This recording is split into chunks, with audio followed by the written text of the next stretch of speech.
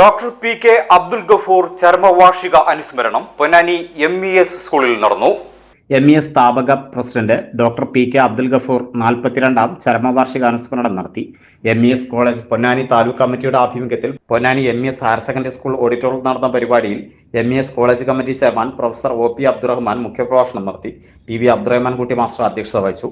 OC Salahuddin, K Iqbal, TT Ismail, KK Abdul Gafoor, K Jabir, KV Sudheesh, AV Sheeba എന്നിവർ സംസാരിച്ചു. ഏറ്റവും പിന്നോക്കം നിന്ന ജനതയെ മുന്നോട്ട് നയിക്കുന്നതിൽ ഒരു വലിയ സംഭാവന ചെയ്തതാണ്. ആ ഒരു സംഭാവന എന്ന് പറയുന്നത് ഈ സംഘടന കെട്ടിപ്പടുത്തവരിലാണ്.